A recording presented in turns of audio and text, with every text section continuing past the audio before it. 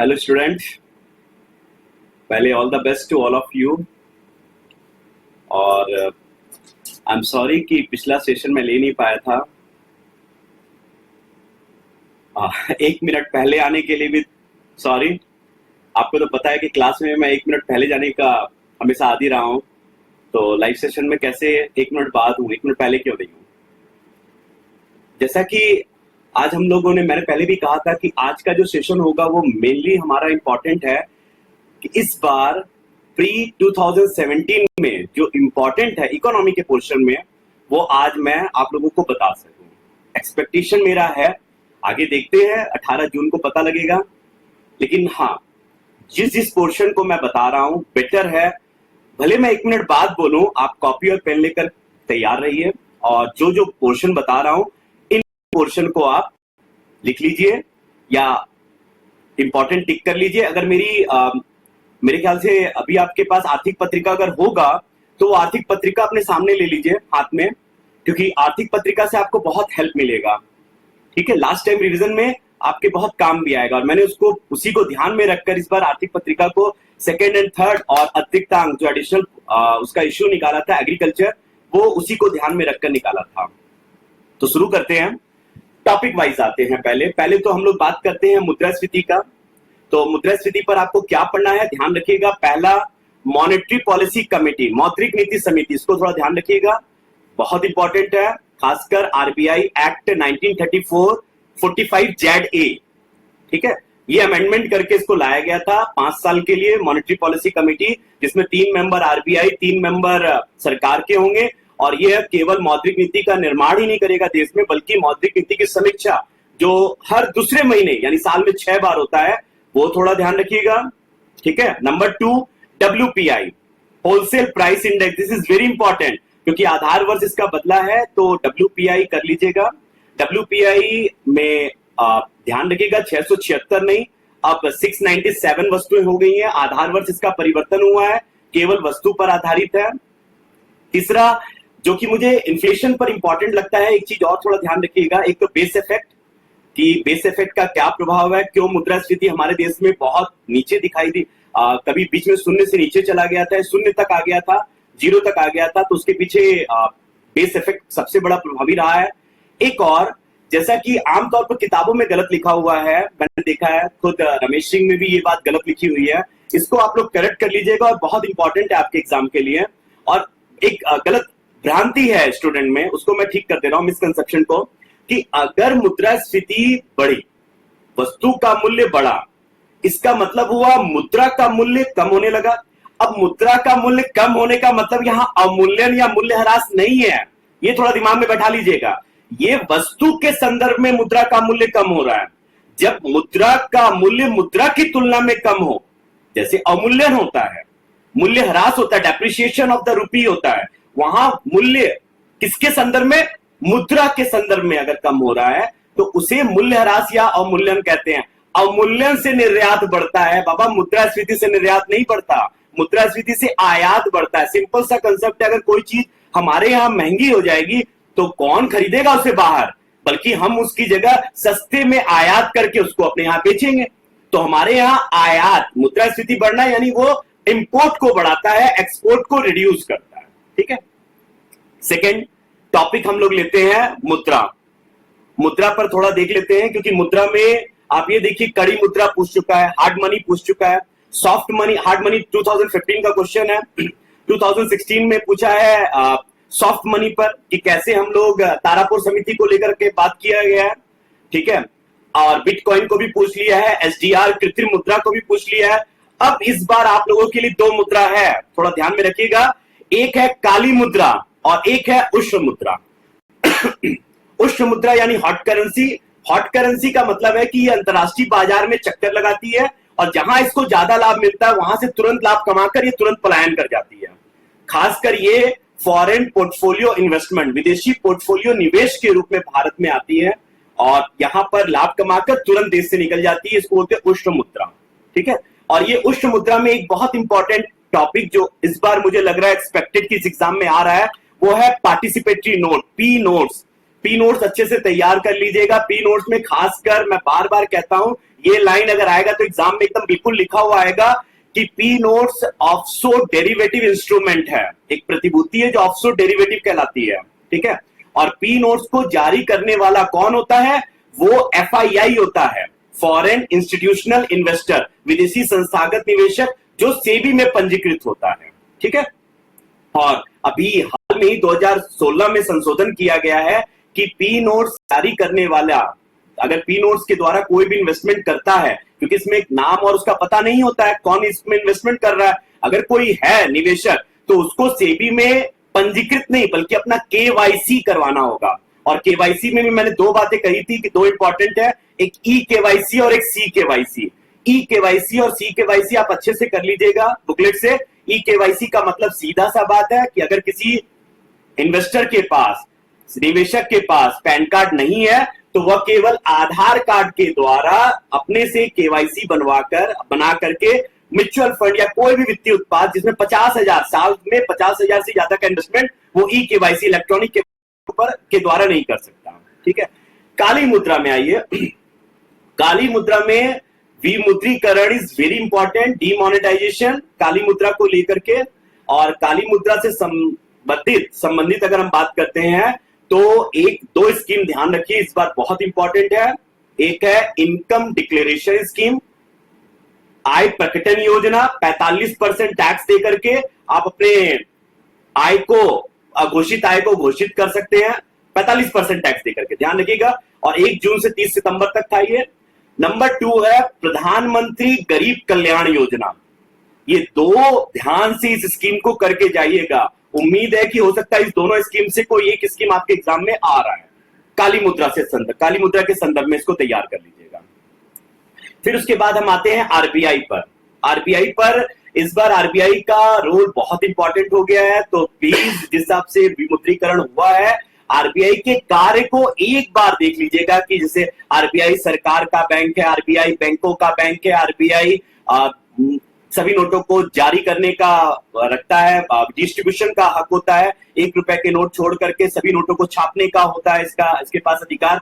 तो सारे जितना समाशोधन गृह का कार्य, क्लियरिंग एजेंसी का काम है, इसके जितने भी कार्य हैं पॉइंट वाइज देख लीजिएगा। That is very important. हो सकता है आरबीआई से एक क्वेश्चन आरबीआई के कार्य पर आए आपके पास में। आरबीआई खासकर मौद्रिक नीति का निर्माण करता है। वो उसकी मौद्रिक नीति दो होती है, दो प्रकार की, एक सस्ती मुद्रा मौद्रिक नीति और एक महंगी मौद्रिक नीति, यानी cheap money policy, dear money policy. और अभी जो सरकार अभी आरबीआई लेकर चल रही है वो सस्ती मौद्रिक नीति लेकर के चल रही है, क्योंकि अभी भी देखिए दूसरी मौद्रिक नीति समीक्षा में क्या किया है, एसएलआर को बल्कि कम किया है, रेपो रेट में कोई भी परिवर्तन नहीं किया है। तो सस्ती मुद्रा नीति लेकर के आरबीआई आगे चल रही है, ध्यान रखिएगा। इसके बाद आता है इंपॉर्टेंट बैंकिंग टॉपिक पर हम लोग डिस्कस करते हैं। बैंकिंग में मुझे ऐसा लग रहा है कि क्या इंपॉर्टेंट है, एक है स्मॉल फाइनेंस बैंक, आप अच्छे से कर लीजिएगा। पेमेंट बैंक पूछ चुका है, small finance bank is very important. Small finance bank 100 crore ये डिपॉजिट भी ले सकता है, उधार भी दे सकता है, minimum paid up capital 100 crore. और स्मॉल फाइनेंस बैंक में जो भी आपको लगता है उसमें बुकलेट में दिया हुआ है उसको अच्छे से कर लीजिएगा। एक ध्यान रखिएगा, इसमें जो 11 बैंकों को लाइसेंस दिया गया है उषा थोराट कमेटी से, ध्यान रखिएगा नाम थोड़ा सा, कि जहां पर पेमेंट बैंक में नचिकेत मोर कमेटी था, यहां पर स्मॉल फाइनेंस बैंक में उषा थोराट कमेटी लाइसेंसिंग के लिए, ठीक है, लाइसेंसिंग के लिए, लाइसेंस देने का काम करने में उषा थोराट कमेटी का बहुत योगदान रहा है। और स्मॉल फाइनेंस बैंक में ध्यान रखिएगा और भी कि डेबिट कार्ड क्रेडिट कार्ड दोनों दे सकता है। एक तो स्मॉल फाइनेंस बैंक मुझे लगता है इंपॉर्टेंट है, और दूसरा मुझे लगता है इस बार आप लोग यूनिवर्सल बैंक थोड़ा करके जाइए, क्योंकि अभी 2016 में आरबीआई ने यूनिवर्सल बैंक में गाइडलाइन जारी किया है कि यूनिवर्सल बैंक कौन से हो सकते हैं। जैसे यूनिवर्सल बैंक के लिए minimum paid up capital 500 crore होना चाहिए, नंबर 1। नंबर 2, इसकी शाखाएं 25% ग्रामीण क्षेत्र में खोली जानी चाहिए। नंबर 3, यूनिवर्सल बैंक के लिए एक एनबीएफसी या non operating holding finance corporation का होना अनिवार्य है। जैसे देखिए कोई भी, अभी बंधन यूनिवर्सल बैंक बनाया गया तो बंधन में पहले एनबीएफसी बैंक था 2001 में, ये थोड़ा ध्यान रखिएगा, बंधन फाइनेंशियल सर्विसेज के नाम से, जो कि बंधन बैंक बन गया जिसका मुख्यालय कोलकाता है। चंद्रशेखर घोष इसके संस्थापक थे, है ना। तो अब यूनिवर्सल बैंक का कंसेप्ट क्या है, एक तो ये ध्यान रखिएगा कि यह जमा उधार के अलावा सारे बैंकिंग उत्पादों को, फाइनेंशियल प्रोडक्ट को बेचने का काम करता है, जैसे म्यूचुअल फंड है, इंश्योरेंस है, डेबिट कार्ड है, क्रेडिट कार्ड है, और फिर उसके बाद में यहां तक कि डीमैट अकाउंट खुलवाने का भी ये काम करता है। तो सारे काम करता है, इसीलिए यूनिवर्सल बैंक का एक कंसेप्ट। और दूसरा बंधन बैंक, बंधन बैंक इसी से जुड़ा हुआ है। तो बंधन बैंक में कंसेप्ट आप लोग पढ़ लीजिएगा, चंद्रशेखर घोष, मुख्यालय कोलकाता। लेकिन बंधन बैंक में एक बात ध्यान रखिएगा कि बंधन बैंक में इंटरनेशनल फाइनेंस कॉर्पोरेशन IFC, जो विश्व बैंक की एक अनुषंगी इकाई है, 1956 में जिसकी स्थापना हुई और जिसका काम है कि विश्व में कोई भी जो सदस्य देश है उसके वाणिज्यिक ऋण देने में बिना गारंटी के लिए जो कमर्शियल लोन देने में बहुत बड़ा हेल्प करता है IFC। तो इसको थोड़ा ध्यान रखिएगा। बाकी एक और भी है, इसको एग्जाम पर्पस से देख लीजिएगा। एक है नेशनल हाउसिंग बैंक, जिसमें पूरा जो आरबीआई का सब्सिडरी 100% जिसमें आरबीआई का होल्डिंग है। और अभी प्रधानमंत्री आवास योजना में सबसे बड़ा योगदान उसी का ही है, नेशनल हाउसिंग बैंक, राष्ट्रीय आवास बैंक। और एक नाबार्ड देख लीजिएगा, नाबार्ड इज वेरी इंपॉर्टेंट, क्योंकि अभी दीर्घकालीन सिंचाई फंड में नाबार्ड में सरकार ने 20,000 करोड़ फंड से बढ़ा करके 40,000 करोड़ कर दिया है। तो क्यों ना बेसिक में भी थोड़ा हो सकता है कि चला जाए कि 12 जुलाई 1982 में इसकी स्थापना हुई, इसका मुख्यालय मुंबई में है, एक शीर्ष संस्था एपेक्स बॉडी है। ये खुद ऋण देने का काम नहीं करता बल्कि पुनर्वित्त रिफाइनेंस का काम करता है। इसको आप देख लीजिएगा। अब आता है बैंकिंग के अलावा एनपीसीआई। अगर हम एनपीसीआई की बात करते हैं, जो सरकार द्वारा और आरबीआई द्वारा स्थापित किया गया एक अम्ब्रेला संगठन है और ये गैर लाभकारी संस्थान है, तो संगठन है। इसको ध्यान से 2008 में इसकी स्थापना हुई थी। तो एनपीसीआई को देख लीजिएगा आप, उसमें से एनपीसीआई के कार्य देख लीजिएगा। एनपीसीआई के कार्य में जैसे भीम ऐप का संचालन, यूपीआई का, रुपे डेबिट कार्ड का, तो इनको एक बार देख लीजिएगा कि AEPS, Aadhaar enable payment system, NACH, national automatic clearing house, CTS, cheque transmission system, ये जितने भी कार्य करने का ये एनपीसीआई का कार्य है। अब एनपीसीआई से संबंधित 3 बातें थोड़ा सा अपने एग्जाम में इंपॉर्टेंट लेकर के चलिएगा। एक यूपीआई को थोड़ा देख लीजिएगा कि आईएमपीसी के एप्लीकेशन बेस पर 36 बैंकों के नेटवर्क से तैयार किया हुआ एक एप्लीकेशन बेस्ड है। और उससे एक मॉडर्न वर्जन जो सरकार लेकर आई 30 दिसंबर को, वो था भीम ऐप, है ना, भारत इंटरफेस फॉर मनी। उसको देख लीजिएगा कि भीम ऐप, और भीम ऐप के अलावा एक और भी देख लीजिएगा। अच्छा, भीम ऐप पे ध्यान रखिएगा कि भीम ऐप में QR code, quick response code, की खुद व्यापारी भी क्यूआर कोड का इसमें निर्माण कर सकते हैं और आप इसमें पैसा भेज भी नहीं सकते, पैसा मंगा भी सकते हैं भीम ऐप के द्वारा। और सरकार ने अभी हाल में शुरू किया था भीम आधार प्लेटफॉर्म, उसको थोड़ा सा देख लीजिएगा कि भीम आधार प्लेटफॉर्म के लिए बिना मोबाइल, अब आपको मोबाइल की भी जरूरत नहीं है, केवल आप अंगूठा लगा करके माइक्रो एटीएम, अब जो पॉस मशीन था माइक्रो एटीएम में अंगूठा लगा करके आप ट्रांजेक्शन कोई भी कर सकते हैं। तो वो देख लीजिएगा, एक भीम आधार प्लेटफॉर्म जिसमें मोबाइल की भी जरूरत नहीं है, ठीक है। और इसके अलावा आप एटीएम का एक कंसेप्ट भी देख लीजिएगा कि व्हाइट लेबल एटीएम और माइक्रो एटीएम बहुत इंपॉर्टेंट है। इसी में व्हाइट लेबल एटीएम को ध्यान रखिएगा कि एनबीएफसी के द्वारा ये संचालित होता है, ठीक है। एनबीएफसी अगर कोई एटीएम लगाती है तो उसको व्हाइट लेबल एटीएम कहते हैं। और सरकार ने इसमें 100% एफडीआई स्वचालित ऑटोमेटिक रूप से कर दिया है, ठीक है। और माइक्रो एटीएम वही पॉस मशीन, ध्यान रखिएगा, जो पॉस मशीन जहां आप लोग देखते हैं पेट्रोल पंप में और दुकानों में, तो पॉस मशीन को इसलिए थोड़ा ध्यान रखिएगा कि अभी हाल में जब विमुद्रीकरण हुआ था 8 नवंबर को, तो सरकार ने बोला था कि आप उसमें से कुछ दुकान, माने कुछ पेट्रोल पंप से और कुछ बिग बाजार से जाकर के स्वैप करके कार्ड को 2,000 रुपए तक निकाल सकते हैं। तो उसके कारण ये पॉस मशीन बड़ा इंपॉर्टेंट हो गया, माइक्रो एटीएम। और खासकर भीम आधार प्लेटफॉर्म में भी पॉस मशीन का बहुत महत्वपूर्ण योगदान है। तो इसको आप देख लीजिएगा। एक इसमें टर्म आता है, ये टर्म थोड़ा दिमाग में बैठा लीजिएगा, रिकैलिब्रेशन। रिकैलिब्रेशन का अर्थ होता है कि जो नए नोट आए हैं, आप देखिएगा जो 2000 और 500 के नए नोट है, ये पहले के जो नोट थे 1000 और 500 के नोट, उससे साइज में छोटे हैं, तो उसके हिसाब से एटीएम को एडजस्ट करना, this is called the recalibration. शब्द याद रखिएगा, रिकैलिब्रेशन। अब आता है उसके बाद हम लोग देखते हैं कि एनपीए में क्या इंपॉर्टेंट है आपको पढ़ना है। तो एनपीए में मुझे लग रहा है 3 टॉपिक इज वेरी इंपॉर्टेंट, इसको आप लोग कर लीजिएगा। एक है आपका मिशन इंद्रधनुष, जो 7 सूत्री सुधार है बैंकों का, खासकर पब्लिक सेक्टर बैंक का, 7 रिफॉर्म्स जो हैं उसको आप लोग देख लीजिएगा। और दूसरा है दबाव वाली परिसंपत्ति, स्ट्रेस एसेट्स को देख लीजिएगा। एनपीए से ज्यादा इंपॉर्टेंट है आपका कि स्ट्रेस एसेट्स क्या होता है, दबाव वाली परिसंपत्ति क्या होती है। और तीसरा जो एनपीए में इंपॉर्टेंट है आपके लिए वो है डीआरटी और एआरसी को देख लीजिएगा अगर टाइम मिला तो, वैसे बहुत इंपॉर्टेंट नहीं है। लेकिन डेट रिकवरी ट्रिब्यूनल और एसेट रिकंस्ट्रक्शन कंपनी में थोड़ा अमेंडमेंट आरबीआई लेकर आई कि बिल्कुल आरबीआई के नियंत्रण में ये लोग काम करेंगे। तो उसको एक बार अगर टाइम मिला तो देख लीजिएगा, अदरवाइज आप छोड़ भी देंगे तो चलेगा। डीआरटी एआरसी को अगर एक बार एक नजर से देख लिए तो चल जाएगा काम। फिर आता है आपका जीएसटी। जीएसटी मुझे लग रहा है कि मेंस में आने वाला है एक क्वेश्चन, लंबा बड़ा क्वेश्चन, एक आप लोगों को 200 मार्क्स का मिलेगा। बट इस बार, पिछले बार प्री में एक्सपेक्टेड था, नहीं दिया था, बट इस बार आपके लिए इंपॉर्टेंट है। तो जीएसटी में ज्यादा करने की जरूरत है नहीं है, जीएसटी में आप लोगों को ज्यादा रटने की जरूरत नहीं है बहुत ज्यादा। बस 3 चीज याद रखिएगा, 3 चीज आप लोग तैयार कर लीजिए जीएसटी में। एक जीएसटी नेटवर्क, जीएसटीएन आप लोग कर लीजिए। एक सक्षम परियोजना कर लीजिए बढ़िया से, जो जीएसटी से रिलेटेड है आपका, ठीक है।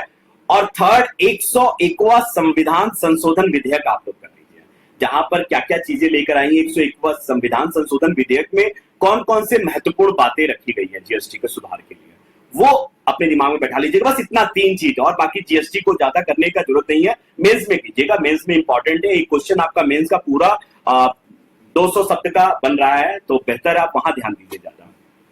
इसके बाद आता है इंपॉर्टेंट टॉपिक, भुगतान संतुलन, balance of payment. Balance of payment इस बार आ रहा है, और हो सकता है एक नहीं 2-2 क्वेश्चन हो आपको मिल जाए, ठीक है। क्योंकि पिछले बार इसको आना था अच्छे से, लेकिन दिया नहीं था ज्यादा क्वेश्चन, एक ही क्वेश्चन था, वो भी घुमा कर दिया था। बैलेंस ऑफ पेमेंट से डायरेक्ट क्वेश्चन नहीं पूछा था इस बार। लेकिन बैलेंस ऑफ पेमेंट से क्या आ रहा है, आपको तैयार क्या करना है। पहला, आप लोग करंट कैपिटल अकाउंट में कौन कौन सी मदें होती हैं, आइटम होती हैं करंट अकाउंट में, जैसे आपका इंपोर्ट एक्सपोर्ट, गुड्स सर्विसेज दोनों को मिलाकर। फिर उसके बाद में हस्तांतरण, ट्रांसफर होता है, अनुदान होता है, ठीक है, ब्याज है, लाभांश है, डिविडेंड है, इंटरेस्ट है, ये सब करंट अकाउंट में है। कैपिटल अकाउंट में आपका विदेशी निवेश है, विदेशी ऋण है। तो ये थोड़ा ध्यान करके कि कौन सा आइटम किसमें है, गड़बड़ मत कर देना। एसडीआर को मत समझ लेना कि करंट अकाउंट का पार्ट है बाबा, एसडीआर कैपिटल अकाउंट का पार्ट है विदेशी ऋण में, क्योंकि ये आईएमएफ की एक मुद्रा है, तो विदेशी ऋण में इस मुद्रा का सहारा लिया जाता है। इसी तरह से प्रेषित धन, रेमिटेंसेस, इसका ये करंट अकाउंट का पार्ट, इसको कैपिटल अकाउंट में मत देख लीजिएगा।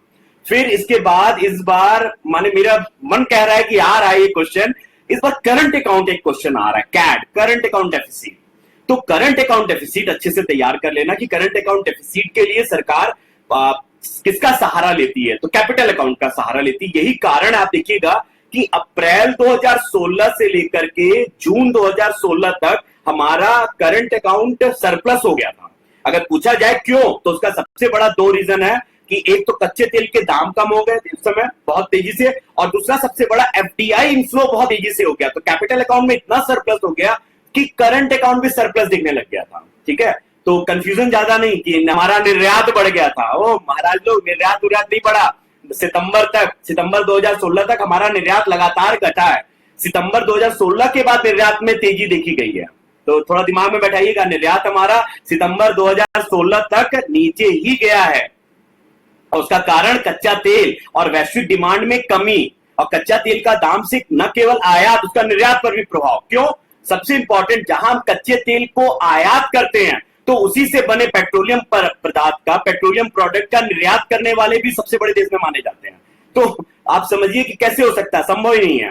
हाँ, लेकिन एक बात है, अगर पूछा जाए आप लोगों से क्वेश्चन में कि नवंबर जो विमुद्रीकरण का समय था, उस समय हमारा निर्यात तेजी से बढ़ा, ठीक है। क्या आप इसके पक्ष में कि विपक्ष में, आर्गुमेंट इन फेवर और अगेंस्ट, फॉर में, कारण, सबसे बड़ा कारण हमारा घरेलू डिमांड यानी डोमेस्टिक डिमांड में कमी आ गया। पैसे नहीं था लोगों के पास, वो आपके पास भी नहीं था, किसी के पास नहीं था। तो लोगों के पास जब डिमांड कम होगा तो लोग बाहर बेचेंगे, एक्सपोर्ट ज्यादा हुआ उस समय, तो एक्सपोर्ट उस समय बढ़ा।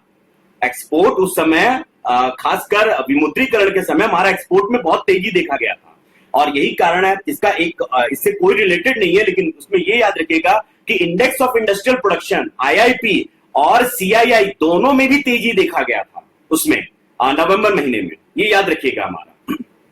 बट इसका ये कारण नहीं था विमुद्रीकरण। विमुद्रीकरण का कारण निर्यात में आप ला सकते हैं, क्योंकि उस समय डोमेस्टिक डिमांड कम हुआ था। अब forex reserve, balance of payment में फॉरेक्स रिजर्व आप देख लीजिएगा, क्योंकि फॉरेक्स रिजर्व लगातार हमारे देश में बढ़ा है। तो फॉरेक्स रिजर्व के कौन से किन मदों से मिलकर फॉरेक्स रिजर्व बना होता है, 4 मद ध्यान रखिएगा। एक तो गोल्ड, दूसरा एसडीआर, तीसरा गोल्ड है, एचडीआर है, तीसरा dollar, dollar is very important क्योंकि डॉलर सबसे ज्यादा इसमें होता है, और चौथा इसमें होता है रिजर्व ट्रांच, ठीक है, जो रिजर्व ट्रांच के रूप में आप आईएमएफ में रिजर्व रखते हैं, अपने करेंसी के रूप में रखते हैं।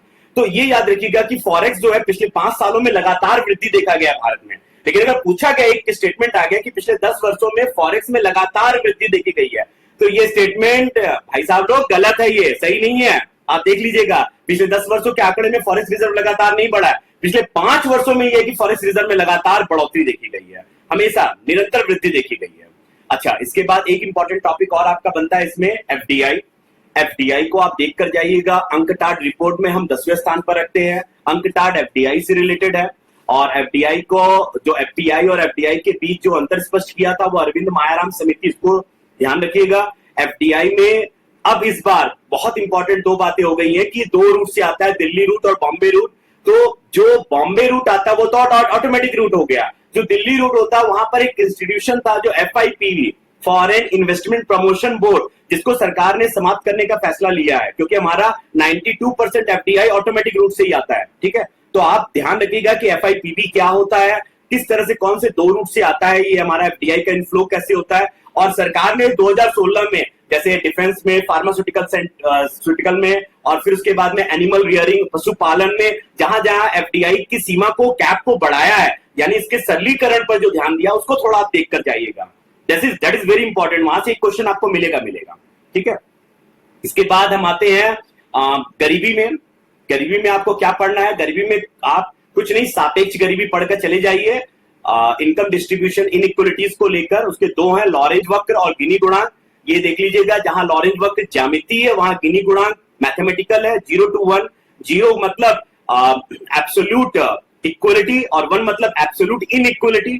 तो ये देख लीजिएगा, इससे ज्यादा कुछ नहीं, कोई आपको ज्यादा उसमें दिमाग नहीं लगाना। वर्ल्ड बैंक का $1.95 जो है उसको आप ध्यान में रख लीजिए, अदरवाइज वो भी इंपॉर्टेंट नहीं है।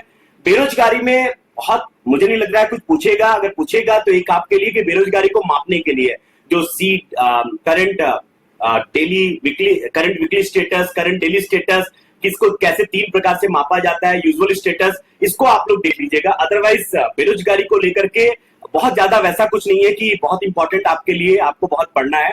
आप लोग अभी उसको प्री में बहुत आराम से चल सकते हैं। थोड़ा अगर हुआ तो, जैसे फ्रिक्शनल अनएम्प्लॉयमेंट क्या है, घर्षणात्मक बेरोजगारी, चक्री बेरोजगारी या साइक्लिकल अनएम्प्लॉयमेंट क्या है, इसको थोड़ा अगर देख सकते हैं 2 प्रकार के, तो देख लीजिएगा। अदरवाइज को छोड़ दीजिए, कोई ऐसा इंपॉर्टेंट नहीं है।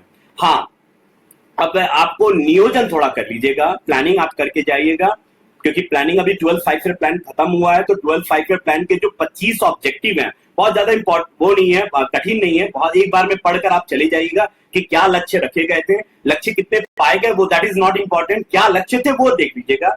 और एक चार्ट देख लीजिएगा, मेरे बुकलेट में बना हुआ है, तो मैंने पत्रिका में दिया है कि 1 से लेकर 12 तक में क्या ग्रोथ रहा है। इस मॉडल को दिया किसने, 1 से 12 तक के पंचवर्षीय योजना को, और कब कब रहा, ठीक है, उसको एक बार देख लीजिएगा।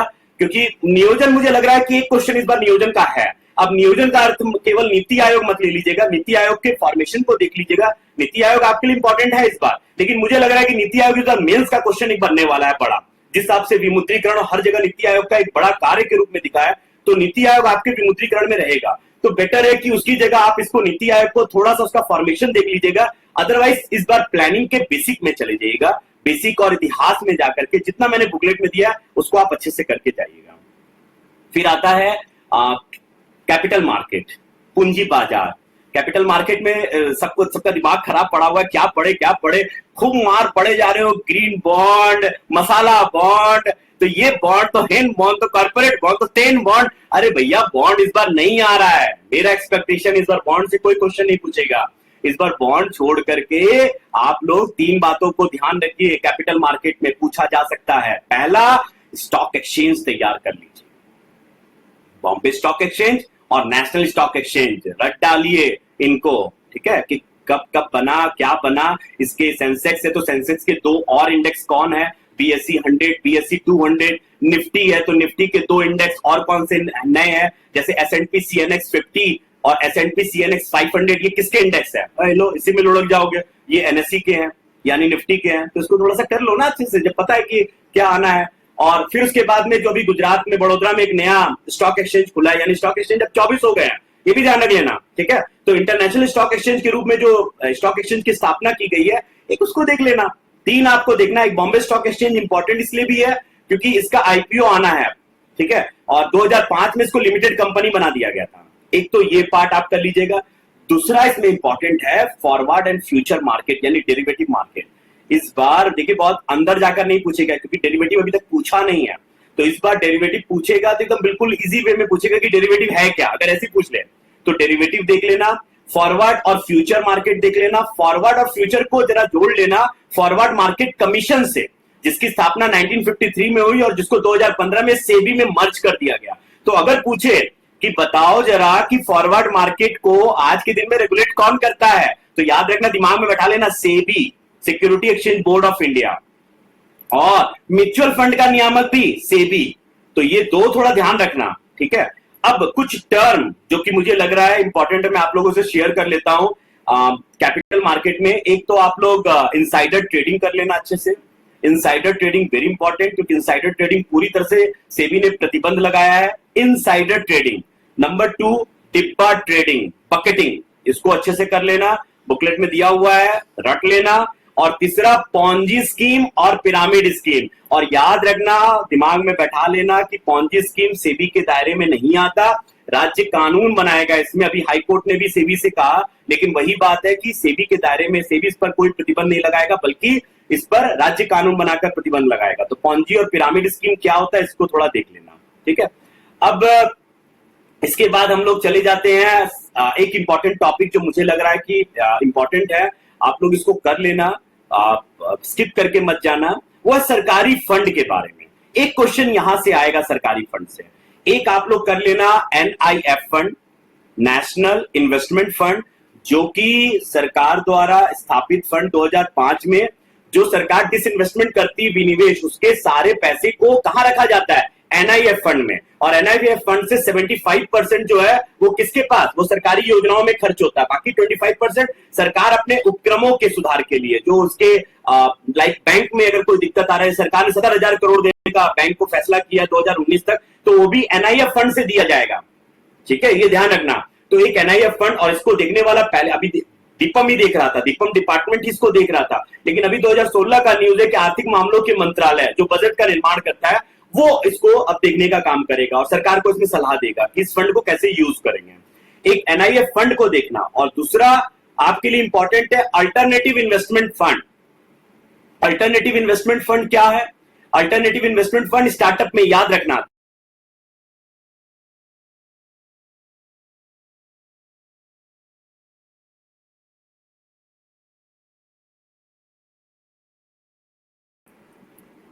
₹10,000 का फंड ऑफ फंड जो अल्टरनेटिव इन्वेस्टमेंट फंड था, इसको थोड़ा दिमाग में रखना। स्टार्टअप योजना से जोड़ कर आएगा तो ये क्वेश्चन, ठीक है। और तीसरा जो इंपॉर्टेंट है इसमें फंड को लेकर के, एक एनआईआईएफ फंड यानी नेशनल इन्वेस्टमेंट इंफ्रास्ट्रक्चर फंड। इसमें बस इतना सा दिमाग में रखना कि 49% शेयरधारिता सरकार की है, बाकी 51% प्राइवेट इंस्टीट्यूशन का, जो इंफ्रास्ट्रक्चर में फंडिंग के काम करेगा। एक इस बार और इंपॉर्टेंट फंड है जिसको कहा गया वायबिलिटी गैप फंडिंग, वीजीएफ, जिसका सरकार उड़ान योजना में भी प्रयोग कर रही है। उड़े देश का आम आदमी, है ना, उड़ना, तुम लोग भी उड़ना बाद में जब आईएएस बन जाएगा, खूब उड़ोगे तुम लोग। तो वो वीजीएफ फंड जो है, वो वीजीएफ फंड को तुम ध्यान रखना कि वीजीएफ फंड जो है इसकी शुरुआत कब की गई। इसमें सरकार 20% जो कॉस्ट ऑफ, जो भी कोई भी कॉस्ट ऑफ प्रोजेक्ट, उसका 20% से ज्यादा इसमें सरकार निवेश नहीं कर सकती। और सबसे बड़ा बात है पीपीपी को बढ़ावा देने के लिए, यानी पब्लिक प्राइवेट पार्टनरशिप को बढ़ावा देने के लिए VGF fund, viability gap fund, इसको बोला जाता है वहनीय अंतराल स्कीम फंड, वहनीय अंतराल फंड इसको कहा जाता है। तो वो थोड़ा सा इसको माने वीजीएफ को, यानी मैंने बताया एक एनआईएफ को, एनआईआईएफ को, एक अल्टरनेटिव इन्वेस्टमेंट फंड को, एआईएफ को, और एक वीजीएफ फंड को। इसमें से कोई एक आपको एग्जाम में मिल रहा है, ठीक है। अब आते हैं, हम लोग बात करते हैं जीडीपी। नेशनल इनकम में क्या पढ़ेंगे? इतना पढ़ना है, इतना सर इतना कुछ लिखवा दिए है, तो ज्यादा पढ़ना नहीं है। जीडीपी नहीं पढ़ना है ज्यादा, क्या पढ़ना है देख लो, एक आधार वर्ष पढ़ लो। आधार वर्ष में देखो जीडीपी में भी परिवर्तन हुआ है, 2011-12 किया गया है, डब्ल्यूपीआई में भी 2011-12 कर दिया गया है। सीपीआई में एक और याद रखना, एक सीपीआई का है, सीपीआई R+U, जिसको आरबीआई यूज कर रही है अब, ठीक है। तो इसका भी आधार वर्ष 2010 रखा गया है। तो जो आधार वर्ष है इसको थोड़ा सा देख लेना, आधार वर्ष इज वेरी इंपॉर्टेंट। एक जीएनपी देख लेना इस बार, जीएनपी जीएनआई, ये दिस इज वेरी इंपॉर्टेंट कि जीएनपी जीएनआई क्या होता है और जीडीपी से कैसे डिफरेंस रखता है। एक बार जीबीए पर नजर डाल देना कि जीबीए के जो 3 कंपोनेंट है, खासकर क्षतिपूर्ति, कंपेंसेशन है, उसमें 3 कंपोनेंट जो उसके इंपॉर्टेंट है वो दिमाग में रख लेना। एक कंपेंसेशन, क्षतिपूर्ति, एक मिक्स्ड इनकम, मिश्रित आय, ठीक है। और तीसरा है स्थिर पूंजी का उपभोग, ठीक है ना, कंजम्पशन ऑफ या यूजेस ऑफ फिक्स्ड कैपिटल, उसको थोड़ा सा दिमाग में रखना, 3 कंपोनेंट से। और जीबीए और जीडीपी में अंतर यही है कि जीबीए विदाउट टैक्स होता है और जीडीपी विद टैक्स होता है, बस इतना सा दिमाग में। और इसके साथ साथ अगर कर सकते हो तो एनएनआई देख लेना, ठीक है, नेट नेशनल इनकम को, नेट नेशनल इनकम के पिछले 4-5 साल के डेटा को देख लेना। बाकी और ज्यादा जीडीपी में आपको पढ़ने होने की ज्यादा जरूरत नहीं है। हाँ, आपको वैश्विक रिपोर्ट एक बार देख लेना कि कौन प्रकाशित करता है। मैं 3 वैश्विक रिपोर्ट बता रहा हूं, मुझे लग रहा है कि इंपॉर्टेंट है ये। एक तो मानव विकास सूचकांक देख लेना, मानव विकास सूचकांक 3 सूचकांकों से मिलकर बना है। उसी में एक शामिल है बहुआयामी गरीबी सूचकांक, मल्टी डायमेंशनल पॉवर्टी इंडेक्स, उसको आप अच्छे से देख लेना। और फिर उसके बाद में मानव पूंजी सूचकांक, वो देख लेना आप, 105 नंबर पोजीशन हमारे देश की है। और एक वैश्विक प्रतिस्पर्धा सूचकांक, ये 3 सूचकांक तो आप देखना। इसके अलावा और सूचकांक आप देख लेना कि इसके रिपोर्ट कौन निकालता है, दैट इज वेरी इंपॉर्टेंट। एक क्वेश्चन यहां से आपको मिलेंगे। अब एक इंपॉर्टेंट आपका पार्ट बनता है, वो है बजट। आई एम सॉरी, मैं थोड़ा तेजी से बढ़ रहा हूं क्योंकि मुझे कहा गया है कि बहुत जल्दी कर लेना, क्योंकि थोड़ा घर में इमरजेंसी आया हुआ है। तो मुझे कहा गया है कि भैया आज का सेशन बहुत जल्दी हो जाना चाहिए। मैं बोला सेशन तो करूंगा भाई, आज घर में आज कोई उल्टा भी लटक गया तो कोई मतलब नहीं, आज का सेशन तो मैं करके रहूंगा, मैं बता के रहूंगा। कोई देखे ना देखे मुझे उसका भी फर्क नहीं पड़ता, मैं अकेले ही बोलता रहूंगा, लेकिन बोलूंगा जरूर, क्योंकि बताना है मुझे। बाद में टाइम मिले तो देख लेना कितना तुम्हारे लिए इंपॉर्टेंट है, एग्जाम में भी पता लग जाएगा, ठीक है। बट चलो बजट के बारे में बात करते हैं कि बजट में क्या करना है हम लोगों को। कि बजट में ध्यान रखना, मैं बता रहा हूं इस बार एक घाटे से क्वेश्चन होगा, और घाटा में भी 2 ही घाटा आपको अच्छे से पढ़कर जाना है। एक प्रभावी राजस्व घाटा, इफेक्टिव रेवेन्यू डेफिसिट, जिसको सरकार खत्म करने जा रही है, और एक आपको करना है फिस्कल डेफिसिट, राजकोषीय घाटा। इस दोनों घाटे को भाई लोग अच्छे से पढ़ लो, याद कर लो, इनके फॉर्मूला तक को याद कर लो अच्छे से, ठीक है। इसी में क्राउडिंग इफेक्ट भी होता है, उसको भी थोड़ा देख लेना टर्म को। बाकी टैक्स में आप लोग थोड़ा सा कर लेना इस बार, क्योंकि टैक्स में आप लोग जो कर राजस्व है उसको, वो तो मैंने पहले भी बताया कि सरकार की 2 योजनाएं भी बहुत इंपॉर्टेंट है इसमें, एक इनकम डिक्लेरेशन स्कीम और प्रधानमंत्री गरीब कल्याण योजना। बाकी वो tax buoyancy, tax GDP ratio, इससे रिलेटेड 2015 में क्वेश्चन आ चुका है। तो मुझे नहीं लगता है कि टैक्स पर बहुत ज्यादा क्वेश्चन इस बार पूछेगा जाकर, हो सकता है सीधे प्रोजेक्ट इनसाइट पूछ सकता है। प्रोजेक्ट इनसाइट को दिमाग में रखना, ठीक है। 2 टर्म थोड़ा दिमाग रखना, एक project public financial management system, PFMS क्या है, और एक project insight. Project insight tax से रिलेटेड है कि पैन कार्ड के द्वारा सब पकड़े जाएंगे, आप जितने भाग रहे ना चोरी कर करके टैक्स से, अब सब पकड़े गए सरकार, कहां से, प्रोजेक्ट इनसाइट के द्वारा, पैन कार्ड के द्वारा। और हाँ, बजट में 2 और बातें ध्यान रखना। 2017-18 के बजट में एक तो बहुत ज्यादा घुसना मत अंदर में, क्या चल रहा है, सारे प्रावधान बहुत सिंपल है, अगर चाहो तो एक पेज में पढ़ लेना। बहुत ज्यादा इकोनॉमिक, पहले भी मैंने बोला था इकोनॉमिक सर्वे के पीछे दिमाग मत लगाओ। अभी इकोनॉमिक सर्वे को मेंस में देख लेना, अभी ज्यादा दिमाग लगाना नहीं उसमें। तुम लोगों को दिमाग कहां लगाना है, बजट में 3 जो परिवर्तन हुए उसी में दिमाग लगा लो तो बहुत है। पहला, जो केंद्र सरकार का जो बजट है उसमें रेलवे बजट को मिलाया गया है, तो रेलवे को अब डिविडेंड नहीं देना पड़ेगा, लाभांश नहीं देना पड़ेगा, इतना भी नहीं पता होगा तुम लोगों को, तो ये थोड़ा दिमाग में रखना एक तो। दूसरा, तुम लोग एक और ध्यान रखना कि जो योजनागत और गैर योजनागत ये खर्च है क्या, ठीक है, इसको थोड़ा दिमाग में रखना। और योजनागत गैर योजनागत को खर्च को हटाने का सरकार का कारण क्या रहा, ठीक है। वैसे कारण पूछेगा नहीं, लेकिन तब भी थोड़ा सा दिमाग में रखना, ठीक है। और 1 फरवरी को बजट प्रस्तुत करने का कारण क्या रहा, ये 3 जो परिवर्तन में, तीनों परिवर्तन को दिमाग में थोड़ा बैठा कर जाना, ठीक है। इसके बाद एफआरबीएम एक्ट कर लेना। FRBM act is very important for this exam. तो एफआरबीएम एक्ट में देख लेना कि एफआरबीएम एक्ट में सरकार के जो टारगेट है कि राजकोषीय घाटा को 2018 तक कितना करना है, 3% तक लाना है, 2019 तक 0.9% में आपको राजस्व घाटे को लाकर रखना है, प्रभावी राजस्व घाटे को 2018 तक खत्म करना है, करने का लक्ष्य है। तो इन सबको थोड़ा सा एक बार एफआरबीएम को देख लेना। FRBM is important. और एफआरबीएम से संबंधित एक कमेटी का ध्यान रखना, एनके सिंह कमेटी का गठन हुआ था। एनके सिंह के रिपोर्ट आ गए हैं लेकिन अभी तक उजागर नहीं हुए, तो पूछेगा भी नहीं, पता भी नहीं है क्या है, ठीक है, बाद में पता लग जाएगा कि एफआरबीएम में क्या क्या सुधार अभी आएंगे, हो सकता है मेंस का क्वेश्चन बन जाए आपके लिए।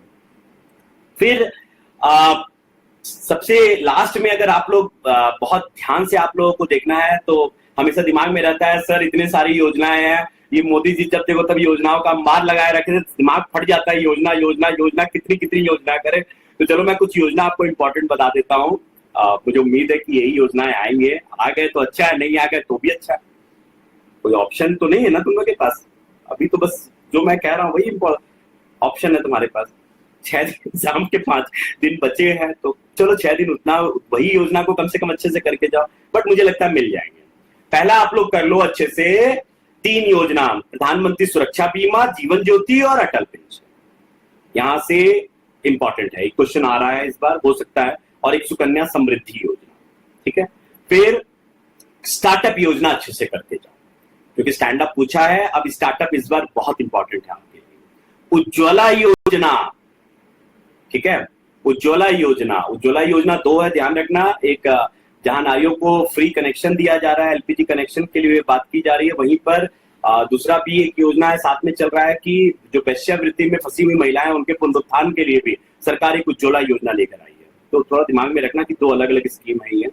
फिर इस बार 2 और इंपॉर्टेंट है, जीरो इफेक्ट जीरो डिफेक्ट कर लेना, मेक इन इंडिया से संबंधित है, खासकर एमएसएमई से रिलेटेड, और एक कर लेना कौशल विकास योजना, हो सकता है।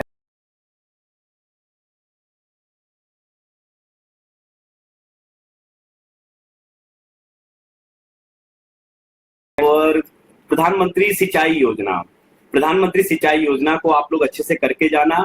राष्ट्रीय कृषि बाजार यानी ई नाम, ठीक है, ई नेशनल एग्रीकल्चर मार्केटिंग, यहां से हो सकता है आपको एक क्वेश्चन मिलेगा, ठीक है। तो इतना ही योजना कर लो बाबा, और कोई योजना करने की जरूरत नहीं है। वहां से मैंने 2 और बताया था, आय प्रकटन योजना, इनकम डिक्लेरेशन स्कीम, और प्रधानमंत्री गरीब कल्याण योजना। तो कुल मिलाकर इतना, और एक उड़ान योजना अच्छे से करके जाना। उड़ान में खासकर वायबिलिटी गैप फंड की बात करना, और उसको भी याद रखना। उड़ान योजना एक जम्मू कश्मीर में सरकार चला रही है, वहां के युवाओं के कौशल विकास के लिए, उसको भी थोड़ा दिमाग में बैठा लेना। अदरवाइज और बहुत ज्यादा पढ़ना, देखो टाइम तुम्हारे पास है, बेटर है कोई और सब्जेक्ट पढ़ लो, इतना तो कम से कम करके जाओ, ठीक है। अब आता है कृषि में क्या करना है। कृषि में इस बार इंपॉर्टेंट है, एक तो आप थोड़ा सा फसलों के खरीफ और रबी के अगर टाइम मिल जाए तो एक बार एमएसपी प्राइस देख लेना, इनके क्या क्या एमएसपी प्राइस रहे हैं, नंबर 1। नंबर 2, खाद्य प्रसंस्करण उद्योग, उसमें खासकर mega food park, cold chain, 101 cold chain है और मेगा फूड पार्क, इसको थोड़ा सा देख लेना, ठीक है। ये टाइम मिलेगा, एक बार देख लेना। खाद्य प्रसंस्करण उद्योग में खासकर संपदा बोलते हैं ना, ऐसे पीएडीए संपदा बोलते हैं कि संपदा, पता नहीं, योजना में तो संपदा लिखा हुआ है, तो संपदा योजना को देख लेना, खाद्य प्रसंस्करण से रिलेटेड है।